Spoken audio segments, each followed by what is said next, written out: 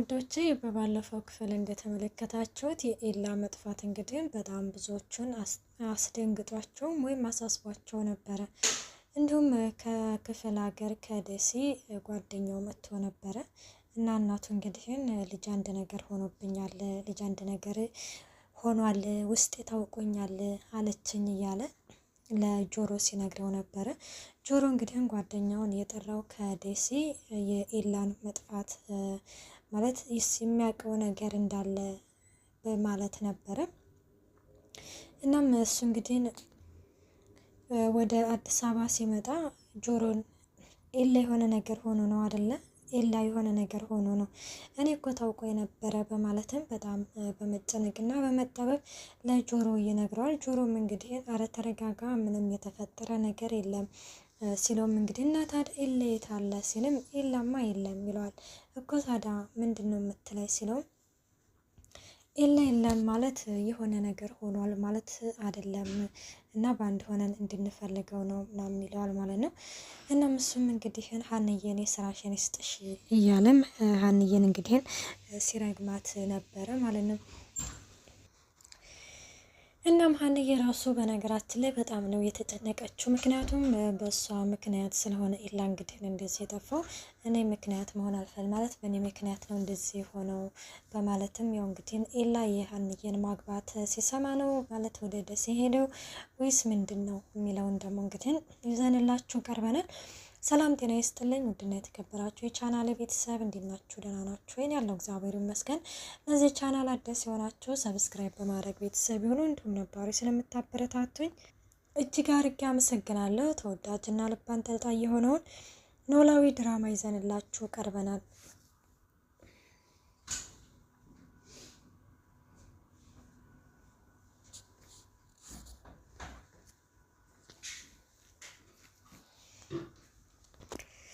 በስተመጨረሻ ኤላ የት ቢገኝ ጥሩ ነው? ደሴ ሄዶ ደሴ ግን እንዴት ሊሄድ ይቻለ? እኔ በጣም ነው ጥያቄ የሆነብኝ ማለት ነው። ማለት በምንድን ምክንያት ነው? አሁን ደግሞ እንግዲህ ተመልሼ እመጣለሁ ይጠብቀኝ ብሎታል ማለት ነው። ጆሮ እንግዲህ ወደዚህ እንዳይመጣ የሆነ ነገር ብለክ አስቀረው ሲለው እንግዲህ እመጣለሁ ብሏል። ኤላ እንዴ ካለ አለ ነው። ስለዚህ ይምጣና እንግዲህ መታመም ካለበት ይታመም እያለም እንግዲህ ይገኛል። እና ታዲያ ይምጣና ይታመም እያልክ ነው ሲል እና ታዲያ ማድረግ አለብኝ ጆሮ በማለትም ይነግረዋል። ሀንዬ እንግዲህ በጣም ተጨንቃ ነበረና አባቷ ሀንዬ አንተኛም እንዴ ሲላትም እንተኛለን አባዬ ሲለውም ታዲያ መቼ ነው የምንተኛው? ምን ሆነች ነው ደግሞ የተጨነቅሽው ሲላትም ሀንዬ እንግዲህ ስልኩን በተደጋጋሚ ኤላን እየሞከረች ነበረ። ማለት ምን ሆኖ ነው ምንድን ነው እንደዚህ ያስጠፋው ምክንያት እያለችም በጣም ተጨንቃለች ተጠባለች። ና እንዲሁ ስልኩን እኮ ካነሳልኝ እኮ ብዬ ነው ምናምን ስትልም እንግዲህን እና ሀንዬ እንግዲህ አባቷን ምን ትለዋለች? እኔ ብጠፋ ምን ይሰማሃል ስትለውም እንግዲህ ሀንዬ ምን አይነት ጥያቄ ነው የምትጠይቀኝ? ምን እያልሽ ነው ሲላትም አባዬ ጥያቄ እኮ ነው የጠየቅኩህ እኔ ብጠፋ ምን ይሰማሃል በማለትም እንግዲህ ስትመልስለት ስትጠይቀው ኖላዊም እንግዲህ ከን ልክ እንደዚህ እንደ ኤላ እንዳልሽው ጨርቄን ጥዬ ነው የማብደው ሲልም ሀንዬ በዚህ ጊዜ ወይኔ እሷም እኮ እናቱ ይሄኔ ጨርቁን ጥላ አብዳለች ማለት ነው። እኔ እኮ ለኤላ ሳይሆን የተጨነኩት ለእናቱ ነው እናቱ በማለትም እንግዲህ ትናገራለች።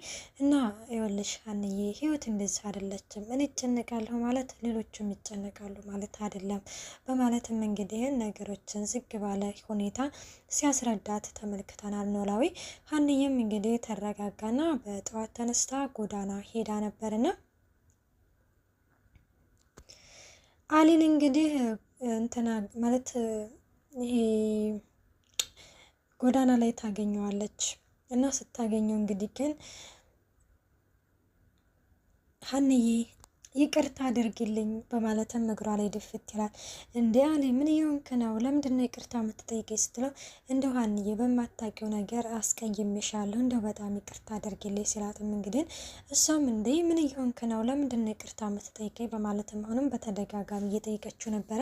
በባለፈው በተናገርኩሽ ነገር እንደው በማታውቂው ነገር ወቀስኩሽ ሲላትም ከዛ እንዴ አረ ምንም ችግር የለውም ደግሞ እኮ ልክ ነህ እኮ በእኔ ምክንያት ነው በማለትም ትናገራለች ማለት ነው። ከዛ ላይም እንግዲህ ሀኒ ይቅርታ አድርጊልኝ ስትልም እና ስለ ኤላ መጥፋት እንግዲህ ሀኒ እንደተጨነቀች ስትነግረው እሱማ እኮ ኤላማ እኮ ጉዳይ ያልቅበት ደስ እኮ ነው ያለው ተገኘ እኮ ይላታል። ምን? አዎ ተገኘ እኮ።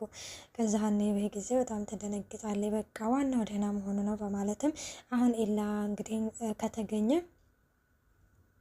አሁንም መሄድበት አለኝ ቻው ልልክ ነው ቅርታ ካላለ ስትለው ኧረ ሂጂ ምናምን ይላታል። እንደው አላህ ይከተልሽ እንደው በሁሉ ነገር አሟልቶ የሰጠሽ እያለም ሀንዬን ሲያመሰግናት ተመልክተናል።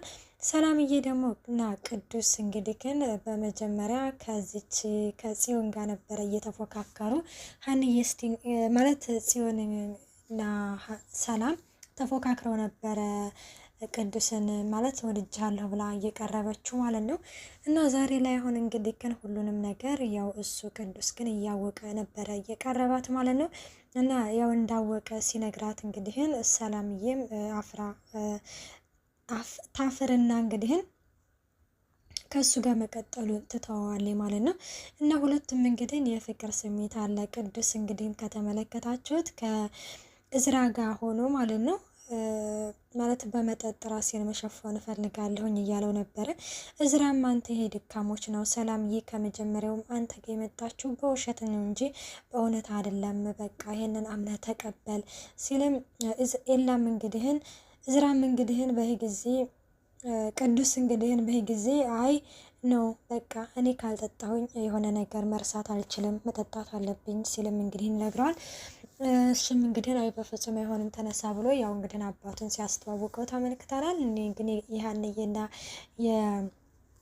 የሀንዬና እንግዲህ የእዝራ ጋብቻነት የነ ሜላትንና ማለት ጠላትነታቸውን እንግዲህ ወይ ወደ ፍቅር የሚቀይረው ጋብቻ ይሆናል ብዬ ነው የማስበው። እና እናንተስ ምን ታስባላችሁ? እንግዲህ ቀጣይ ፓርት እስከምንመጣ መልካም ቆይታ። ባይ ባይ።